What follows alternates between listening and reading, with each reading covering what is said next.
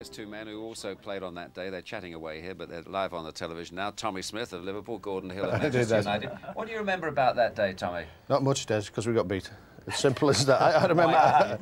Wipe it away. Just try not to think about it. You know, I have nightmares about it sometimes. But I remember it was a fluky goal, the second one. I mean, I tried to turn and get control of the ball. It just rolled away from me, and then he had a shot, and it was going nowhere. And it hit Jimmy on the chest and just lobbed in. It sort of went in like slow motion. Everyone was. But I don't remember much more. I don't think it was a great game on the day. Yeah. Both sides didn't play that well. Looking back at the picture, you were poised, Gordon. If the ball hadn't gone in there, you were I was poised, yeah. I was ready to jump. Tom said he was poised as well. To kick it away. But to kick it away. But yeah, Tommy was right. The game was flat for us. Yeah. And you know, it was built to be the game of the century. You know, the two giants, because these guys were going for 3 trophies. Yeah. And the year before, we'd played Derby in the semi. And they were going for 3 trophies, and we knocked them out in the semis, which unfortunately they still went on to win it because they were a great side, and they went on to win I think it was the European Cup, wasn't it, John? That's right. Yeah. And I tell you, fantastic, because we'd picked up the trophy on the Saturday. I think you played a week after that. Week after that, on and a Wednesday. It was fantastic watching them and just going, go on, guys, because although we played as well in Rome as we did it. That'd have been us. Yeah, we won because yes. we controlled the game, most of the game in Rome, you know. But on that day, it was just a bad game. It was a bad game. It's the danger today, in a sense, isn't it? Because we're building this match up as being a potential classic. I'm sure in '77 that your tie was as well. I think there's got comparisons on the both, but. Yes. You know, United have won the league, just like we'd won the league, but I mean, there's no European stuff. That might be the equation, the missing one. And I do fancy it to be a good game today. Yeah, yeah. And of course, you fancy Liverpool, do you? Need you asked it? It's a bit warm in here, though. With all our plastic knees that we got here, how many plastics? I'm afraid to get up. I might end up on a heap on the floor here. So I've got a bag down here with two new knees for you, just in case these two melt. I'm too young to have one.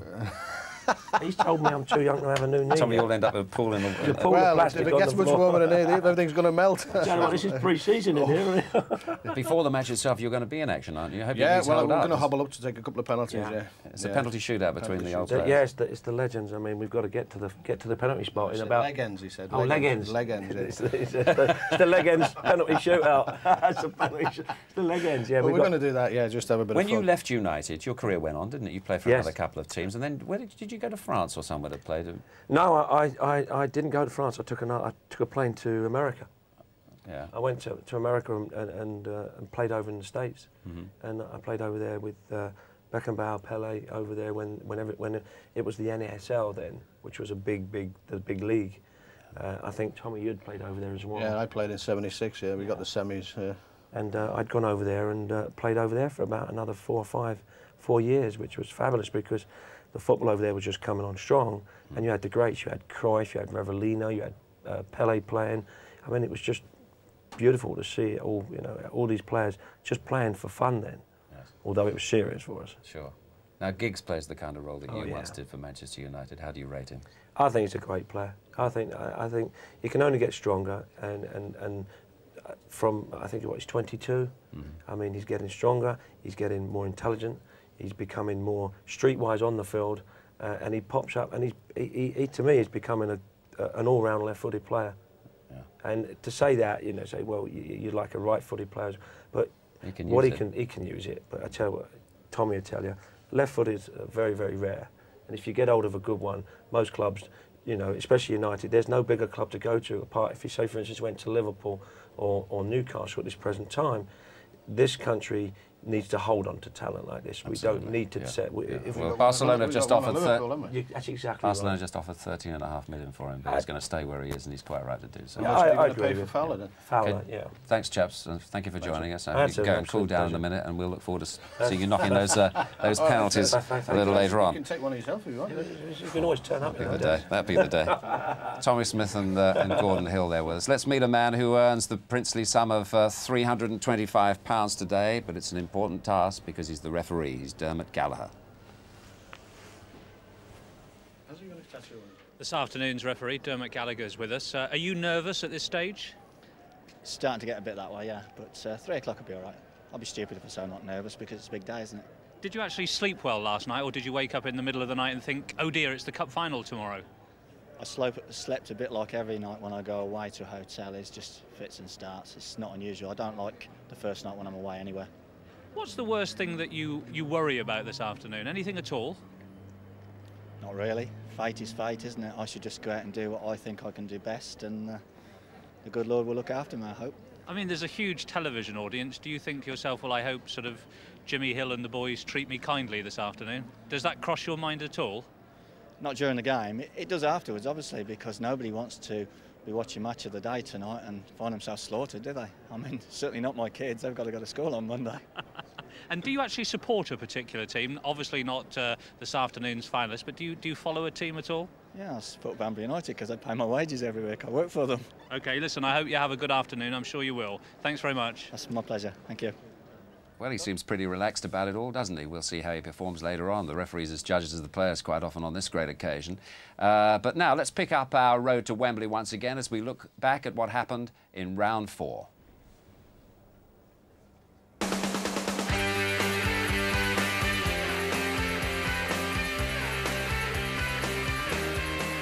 Elm Park on the Saturday designated for the 4th round.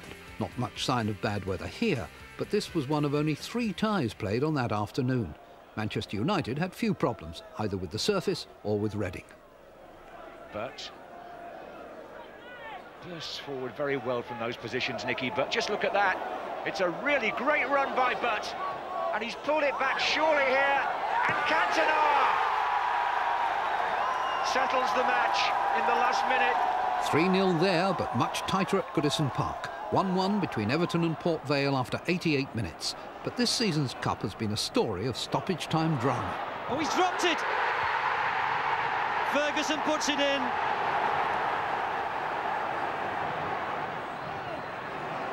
Here's Bogey. So it was deflected. Oh, Bogey! It's 2-2. Still a lot to do yet. We're going to take them back to Vale Park, and I'm sure that'll be a tremendous game as well for us. Our supporters have done us proud, but we'll be able to have a full house now at Port Vale. 19,000 saw Ian Bogey score again, only for Graham Stewart to equalise. 1-1 at half-time. McCarthy! Yes! It's 2-1 Port Vale! And that performance won Port Vale this season's Giant Killers Award. The other tie that started on the scheduled Saturday was Spurs versus Wolves, and that too had to be replayed. But at Molineux, it was essentially all over in the first 10 minutes. It's Ronnie Rosenthal for Tottenham, and they're in the lead.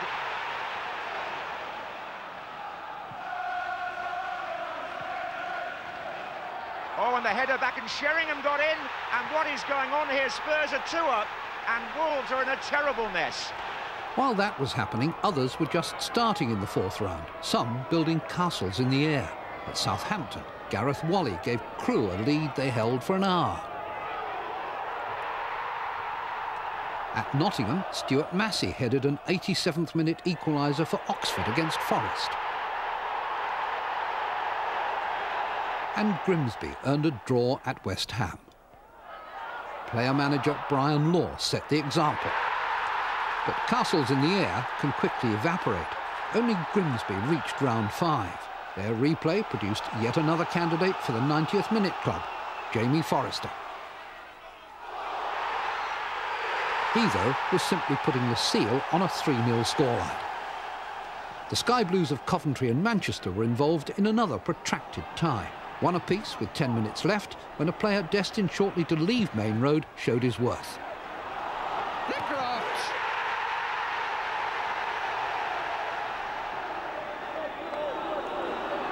Strachan.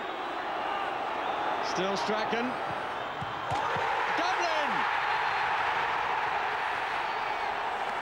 He's done it again. Dion Dublin. In the second game, Manchester City took a first-half lead. Nigel Clough the scorer. Niall Quinn doubled it before a late goal once more from Dion Dublin. This time, though, too late. Most talked about goal of the round was the penalty by which Aston Villa beat Sheffield United. Breaking smoothly with Johnson. Milosevic. He goes down under the pressure of Kelly's challenge. And after a long, long look, Alan Wilkie says penalty. be Dwight York, Aston Villa's leading goal scorer, against Alan Kelly. Oh, how cool can you be? At Gay Meadow, 2 postponements delayed Shrewsbury's 4th round tie by 3 weeks. In the interim, the players actually laid hands on the cup. The trouble was, they still had to play Liverpool.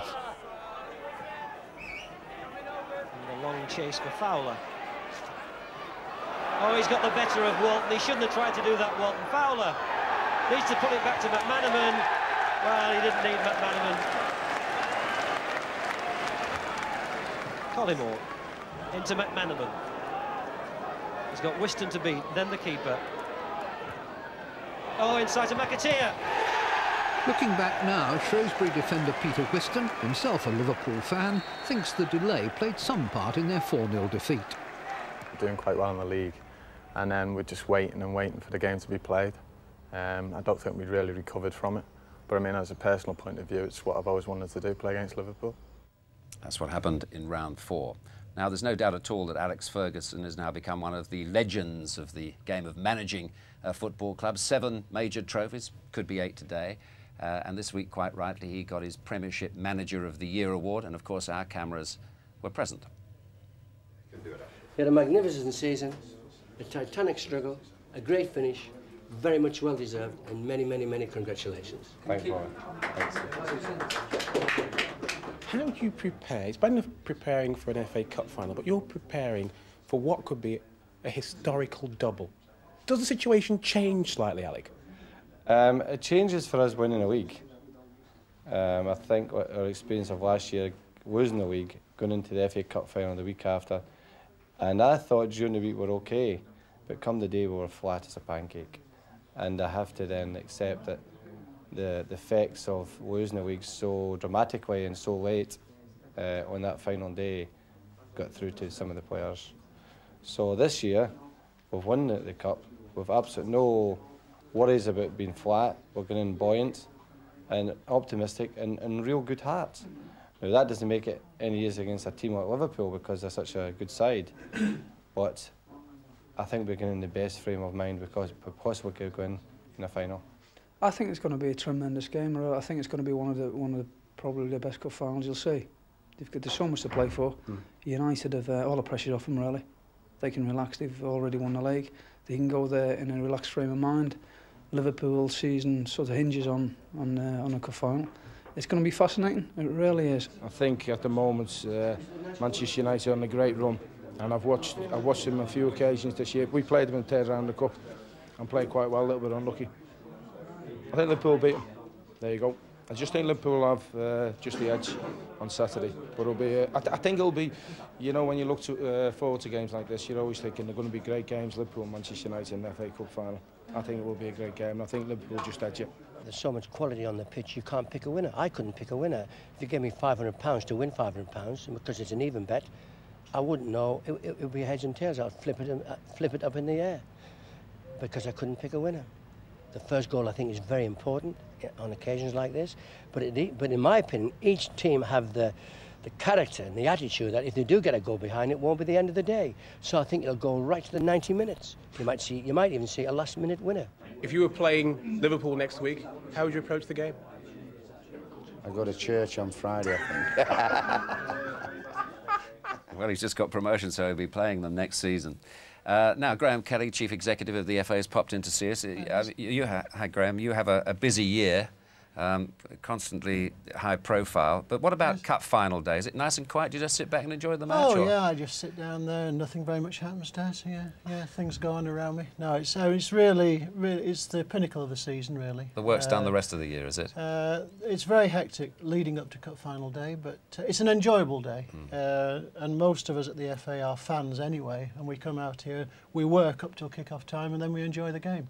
I just wonder, I mean, the capacity now is what, just short of 80,000, is it 79,000 and a bit? That's right, yes. Yes. I wonder how many times you could sell Wembley over on Cup Final Day. Have you ever thought about it? How many requests do you actually get for tickets? This year, oh, I really don't know. I would say probably 4 or 5 times over this year. Really? I would think so. You could sell out 4 times, yeah. The interest this year is absolutely phenomenal.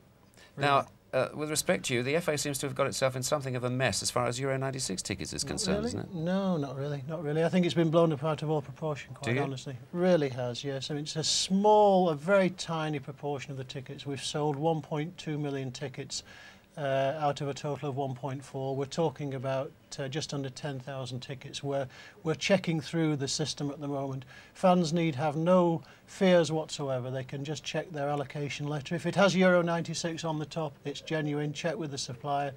There are tickets available for all matches now in Euro 96, except I think 4 are sold out. So ring the hotline. There are still tickets there. I was thinking more of some bona fide ticket dealers who seem to have been carted off to jail last week and incarcerated and imprisoned, albeit for a short time, and arrested because they were supposedly dealing illegally, and it now transpires they've not been dealing illegally. Well, I think there are investigations still going on, and I can't say too much about that. But the police seem to have been embarrassed by those arrests, which were instigated by the FA, I'm told. Not in any way whatsoever. The police, as I understand it, were going about their normal business of checking the security situation as far as tickets were concerned. They were making inquiries. It was completely instigated by the police, and they seem to be backing off a little now, but as far as we're concerned, it's been blown up out of all proportion, and all the genuine people who have applied for tickets and have got the vouchers, they will get their tickets, and it will all be sorted out by dint of hard work. The critics would say that Mr. Phillips, who's now left your organisation, was actually not exactly dealing with tickets, but giving authorisation for organisations to deal with tickets through his authority, and you knew nothing about it, though. Well, no, he has apparently said to people, well, there may be tickets available, contact the company, contact Synchro. This is what he is saying in his statement. I mean, and those people did that genuinely, but carted off to jail temporarily. We don't know the precise facts about all that. All that will be sorted out. But Trevor Phillips has done a magnificent job at the Football Association. You've only to look at the FA's balance sheet now to see the work he has done in building up a commercial programme over 4 years. We've had differences of approach. The fact that he's left now has all been blown up out of all proportion and linked to... Some people are saying you had to sack him. Not necessarily, no, that's not the case at all. It was differences of approach which we've had for some time now. Everybody involved with the FA knows about that. There's no secret about it. And as I say, it's blown up out of all proportion. The genuine fans will get their tickets for Euro 96. There are still tickets available for all except 4 games. Ring the hotline, the published hotline, and it'll be a marvellous tournament. It's a minor problem, blown up out of all proportion, I promise you. Those dealers in tickets and hospitality who have been bona fide for years, who did get accused of wrongdoing, will they be still allowed to deal in the tickets that Mr. Phillips gave authority for? Well, the question of the authority is something that will be determined in due course. If names and addresses of bona fide fans can be supplied, those tickets will be supplied. Okay, well, thank you for clearing that up for us. I tried to. A confusing situation. I'm sure it is, and thank you very much indeed, and I hope you enjoy the day. And it's a day when hopefully you can relax and have a good time. I will at 3 o'clock. I'll enjoy it very much indeed. Okay. Thank you. Thank you very much, Graham. Now, I think Manchester United are about to embark, or have embarked, are about to embark for Wembley. There's the Footballer of the Year. Just to remind you, we've got a special interview with Eric just after 1 o'clock today. I had the pleasure of meeting him this week, and he's a very charming man, and I hope you'll be interested by that. Now there's Cole, who of course missed out on the cup final last year. He was cup-tied. Giggs came on as a substitute. He had injury problems. Are they both playing today? Well, of course Giggs is, but what about Cole? Has he been picked? We will find out in due course. Let's pick up our story of the road to Wembley this season as we look back now on round 5.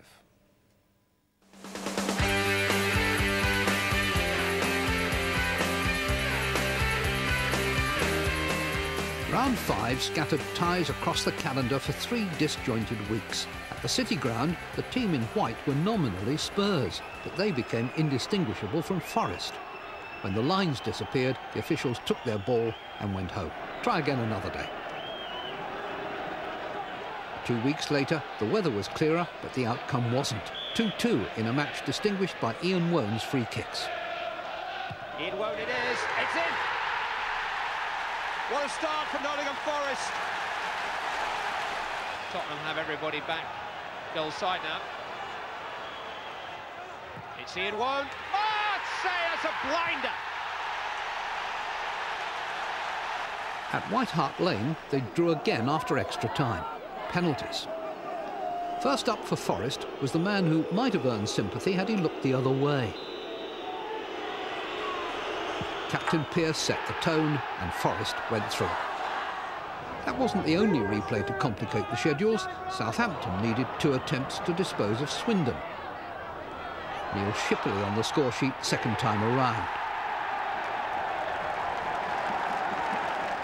Chelsea had a goalless draw at Grimsby, but won comfortably at home. This is Petrescu. The pullback's there, and so is the goal. Michael Dewberry's first goal for his club, initiating a 4-1 result. In Yorkshire, 3 Huddersfield Town players crossed the touchline between fact and fiction before their tie with Wimbledon. Football Focus topping up the last of the summer wine. Here, what are you lot doing in here? Go on, clear off. And don't come back till Huddersfield Town are in the quarter-finals of the FA Cup. And they very nearly were. There seem to be more attackers than defenders. It's in! Ikoku! There was nothing left on the clock. Another replay. Brian Horton had to take his men to Selhurst Park. Their dreams there lasted a mere 60 seconds. After Andy Booth had given Huddersfield the lead, Wimbledon had the instant counter. Efen Ikoku again. 3-1 by the end. Meanwhile, the big guns were booming. Aston Villa wasted no time in imposing their authority on Ipswich at Portman Road. Oh, Mark Draper in the first 10 minutes puts Aston Villa in front. Liverpool gave Charlton the old 1-2. This was number 1. Stewart comes back to try again, couldn't this time. That's a lovely header, beautiful goal by you-know-who, Robbie Fowler. And this was number 2. Far side is Collymore. This time he makes it. Charlton's consolation was to score the only goal Liverpool have conceded in this season's competition. Now Grant. Babb is the back man. But they've got others back now. That's a good try! It's a lovely goal! Lovely goal! Manchester United progressed via a local derby, leaving behind a vigorous debate. This is Kinkladze, and Uwe Rosler is onside. A chance for City, and he's scored! City have taken the lead. It's the German Uwe Rosler. Pushing. Is it a penalty, is it? The referee spotted something there, and it looks like a penalty. There seemed to be a bit of a push. Alan Wilkie has accused one of the City players of pulling somebody onto him there, and a penalty out of nothing, it would seem, to Manchester United. It's in. Manchester United equalise. Oh, and the pullback might find Sharp.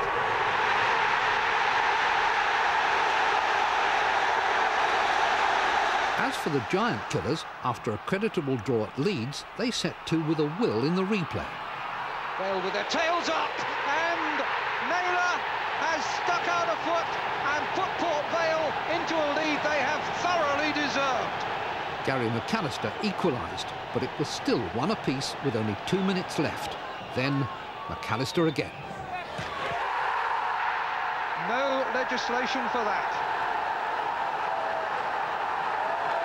Well, that was the story of round 5. We're going quickly to the Liverpool headquarters now. The men in the white suits are about to leave for Wembley, and of course we'll be talking to them on the pitch here in due course. And of course we know the Liverpool side. That was in your papers this morning. We await to know what the final 11 for Liverpool is. So they're on their way. Now, John Aldridge, that former Liverpool great goal-scoring hero, nowadays player-manager of Tranmere. They had a testimonial match for him last night. Garth Crooks now reports. Manchester United took on Liverpool a day early last night in a curtain raiser to John Aldridge's testimonial, but thoughts were already turning towards Wembley's big game. When you have Manchester United play against Liverpool, you can toss a coin as regards who's going to come out the winners, because you're talking about two quality teams out there, and it's going to be on the day who gets the break. Just a lucky incident, or maybe a referee decision going one way or the other, a bounce of a ball, and that's what's between those two teams. The focus of attention centred on, of course, John Aldridge, reunited with some of his old teammates and back in Liverpool's shirt, playing against his own club Tranmere. If you thought John was having trouble finding his bearings, some of his long-retired colleagues were finding it even harder. Well, that is a really very, very, very bad defending. Nevertheless, the old pros hadn't forgotten absolutely everything, even if John Aldridge felt a little nervous on his big night.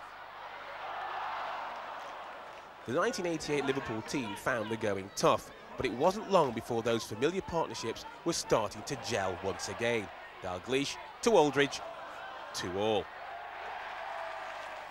It was only appropriate that in the second half the manager should play for his own team, while the Liverpool bench had a familiar face, or was it a name? Every defender's worst nightmare, two Dalglishes in the same team. 19-year-old Paul Dalglish, kindly released for the evening by Celtic, kept the momentum going by coolly tucking away the spot kick. But not every Scotsman had a perfect evening. Talk us through the own goal. Garth, I've always said match the day. The ball between the back four and the keeper is the hardest one in football to defend against, and I just proved that fact tonight. I mean, I read it magnificently. I've run back 20 yards, but just an old man. Never trained, couldn't get my leg around it. Grobler 5 years ago would have saved it. I've just told him that in the dressing room, but flew into the back of the net and it's egg in my face, but such is life. We'll enjoy watching it again tomorrow. You're not got his shot, are you? Just over 12,000 fans gave John Aldridge a standing ovation, but it won't be the last time they'll see him. I'll try and play as much as I can next year. I still love the game too much. As long as I keep on scoring goals and don't let anyone down, you know, I'll keep on going as long as I can. I couldn't help noticing before the game you were very, very nervous. Oh yeah, some of the chances I missed, you can see it. It's one of the most nerve-wracking nights of my life. Honours shared in a 4-4 draw, but the tributes were still pouring in for Aldridge. He's got that knack of just being a yard on the way before people react. And he gets toe-ends to balls. Most of it, you know, I saw John score spectacular goals. But the best goals I've seen him score really with his head. He's got some tremendous goals with his head. But he's one of those that can find that little yard away from people if you don't watch him all the time. And he made a great contribution to Liverpool Football Club success during the time he was there, and he's done well for everyone. And moving into management now, everyone that knows him would wish him every success. And if he takes what he's done in the dressing room amongst the players into the management, then he's got a hell of a chance, because he'll have the respect right away for what he's done on the pitch. Terrible defending by the Liverpool defence. He'll be here shortly. We'll get his version of it today. Now, we're going to the news very shortly, but right after the news, we'll have more build-up to this 1996 Cup final between those two great clubs, Manchester United and Liverpool, and we will be hearing from this man.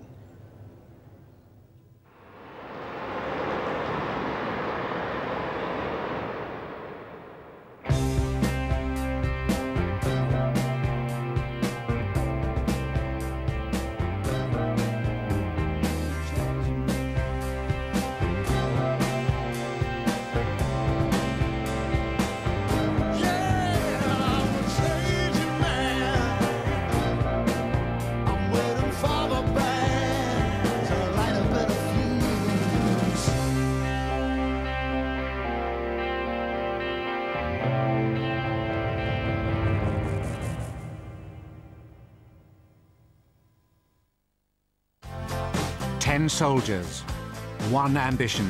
I'm learning to fly. Come on. But I ain't got wings. Concentrate. Think what you're doing. Coming down. Okay, let's get this baby on the ground. Is the hardest thing. Ooh. Join Course 354 for the greatest challenge of their lives. Can they earn their pilot's wings? Flying Soldiers starts Tuesday the 21st of May on BBC One. The lunchtime news now on BBC One with Chris Lowe.